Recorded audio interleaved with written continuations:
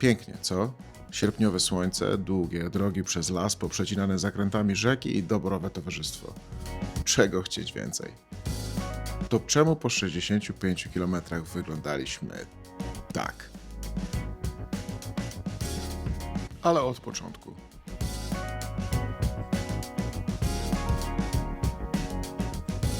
Witamy w kolejnym odcinku. Dziś Bory Tucholskie. Część ekipy już jest, część ekipy jeszcze dojeżdża. Jak zwykle nie obyło się bez przygód. Pomyliliśmy trochę terminy, pokombinowaliśmy. Trzeba było trochę manewrowania, no chyba w sumie takie są najlepsze trasy. 2 lata temu mieliśmy jechać w Dunajec, ale okazało się, że nie damy rady z pociągiem, ponieważ też przekombinowaliśmy z biletami i finalnie wylądowaliśmy nad morzem, co też było zabawne, bo mieliśmy jechać Zakopane, a finalnie pojechaliśmy morza, ale był to jeden z lepszych wyjazdów, które robiliśmy, chociaż w sumie trudno waloryzować, który był lepszy, wszystkie są bardzo dobre. No ale dzisiaj zaczynamy Bory Tucholskie, tu nas jeszcze nie było, więc zobaczymy co dalej. Dziś lecimy trasę z Chojnic do Kościerzyny. A co zrobimy jutro? To jeszcze się okaże. Z pewnością tak właśnie będzie.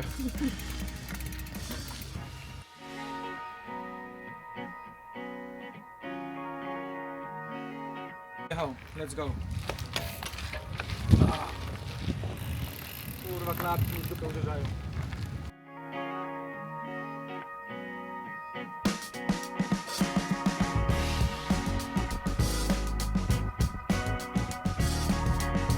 Zaczynamy Chojnicę. Przed nami ile? 104? Ale chyba nawet mniej, bo 104 jest narysowany do samej Kościerzyny bezpośrednio, a mamy nocleg trochę poza. Więc czas start.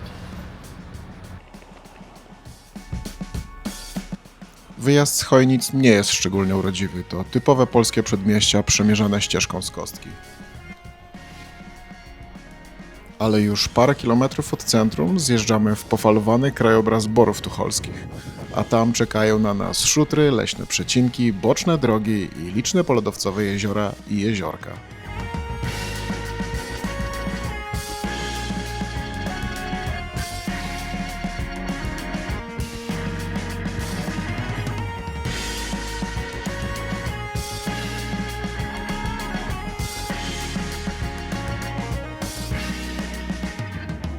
Pierwsze 15 za nami. Wyjazd z Chojnic był w sumie bardzo spokojny. Jak zwykle jest to tereny późnego glaciału, więc oczywiście są górki dołki. Trasy są naprawdę sztos. Minus jest taki, że jest trochę piachów, a nagrywanie trzymając na kamerę jedną ręką i potem piachy na prowadzenie roweru przez piachy jedną ręką, nie do końca trzymając na hamulcu, nie należy do najlepszych doświadczeń. No ładny odcineczek. Ale to się fajnie jedzie. Kurczaki.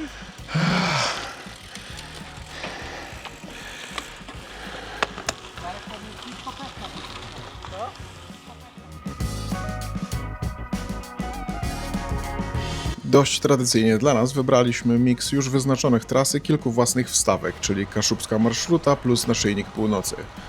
Choć trzeba przyznać, że te już wyznaczone szlaki mają trochę minusów. Bez szerszej opony i wytrwałości w pokonywaniu piachów lepiej nie podchodzić. Zdarzyło się też oczywiście kilka kleszczowni, ale okolica jest bez wątpienia niezwykle urokliwa.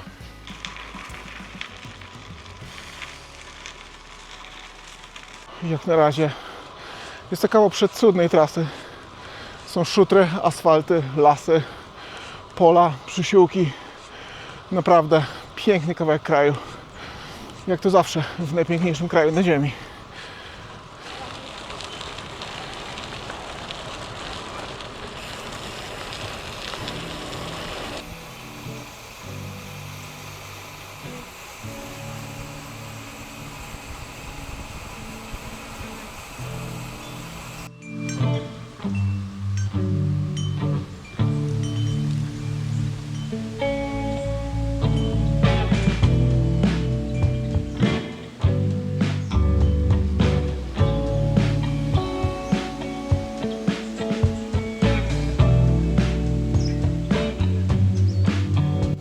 Kiszkę ziemniaczaną na rogi jadłeś? Co to było?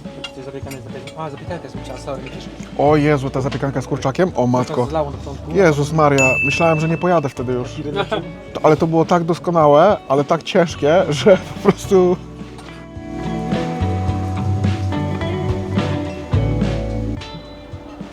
Tereczko, jak tam? Z Fornegacie, jak tam jedzonko? Co jadłeś dobrego? O, jak to się nazywało? Ciszki. Ciszki jadł. Przepyszny. Nad ślicznym jeziorem. Ile mamy jeszcze? 75. Are we there yet? Nie no, bo ja tutaj nie widzę tego, kurde. Ruszając na jedzeni nie wiedzieliśmy jeszcze, że odcinek ze Sfornegaci na północ i potem na zachód da nam srogo w kość.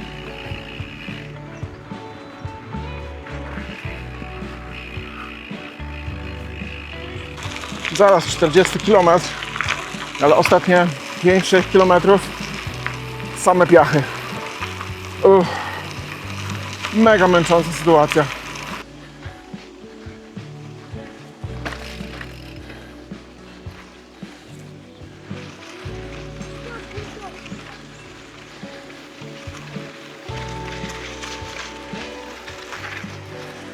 Teraz na szczęście przeskoczyliśmy na pomniejsze szutry, ale peleton się rozjechał.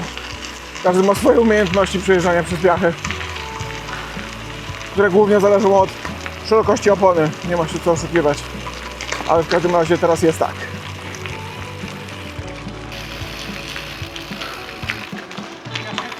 I co, ja rysuję drogi z piachami, co? Kurwa. Każdemu się zda. Ja pierdolę. To nie brudny obiektyw, tu naprawdę było tak pyliście, że cała zieleń wokół była koloru piachu.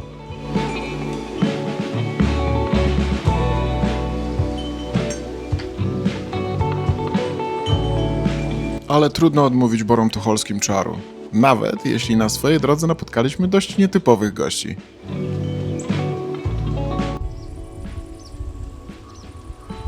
No diabeł.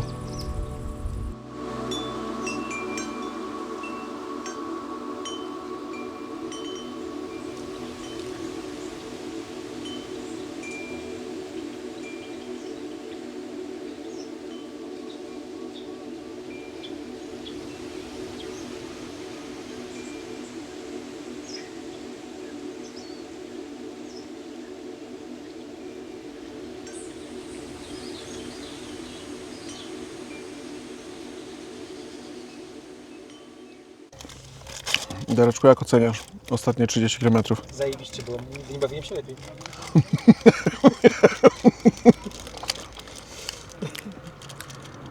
Co potwierdzi suchar, który ci samochód.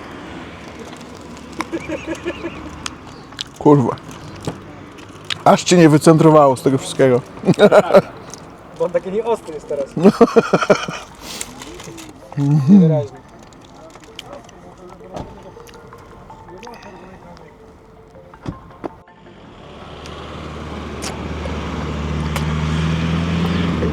Kolejny update robimy z miejscowości o nazwie Leśna. Jesteśmy jakieś 65 km w trasie. Ostatnie 30 km to piachy. Nie do życia.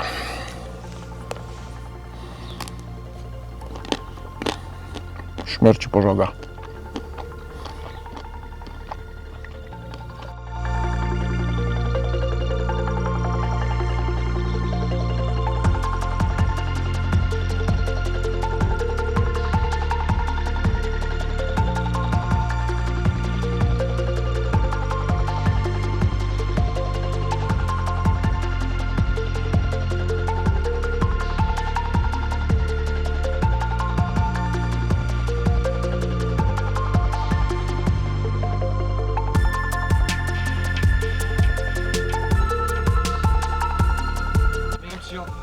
To była trasa absolutnie z piekła rodem.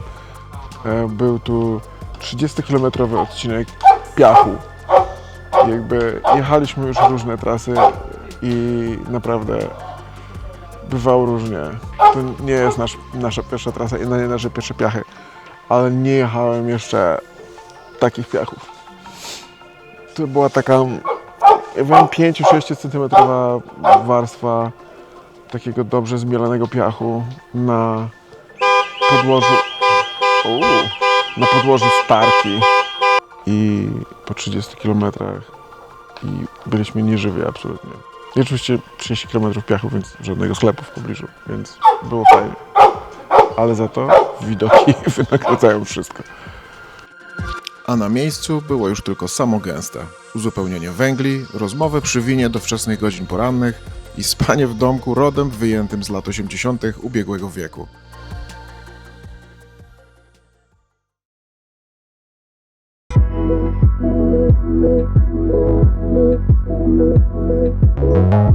I tak to się, panie, jeździ z kolegami w tej Polsce. Śniadania w pobliskich hotelach, piachy, ujeby, korzenie i droga w tarkę. Ale kiedy już zaświeci słońce i trafi się zielony leśny korytarz, przydrożna kapliczka przystrojona szarfami, czy jakieś jezioro, w którym można zamoczyć nogi, to trudno nie wrócić do tej wyświechtanej konstatacji, że jeździmy po najpiękniejszym kraju na ziemi. Zrobiliśmy takiego tego? Czego? Nie. No tu masz. My jesteśmy tutaj na tym łuku właśnie, nie? I zjeżdżamy, tu jest stolika. No to prosto dalej, to jak jesteś w domkach, to w prawo za gówno, całą z główną stroną, czekamy na ciebie. Jest jedna główna droga wśród tych domków. Tak, coś takiego. A teraz zamiast podsumowania jeszcze garść migawek z wyjazdu.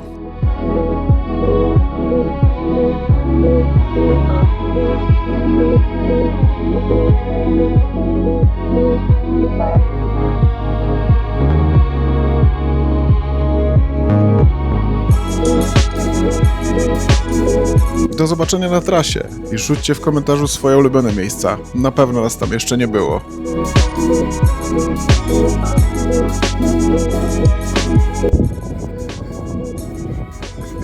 Umyj mnie.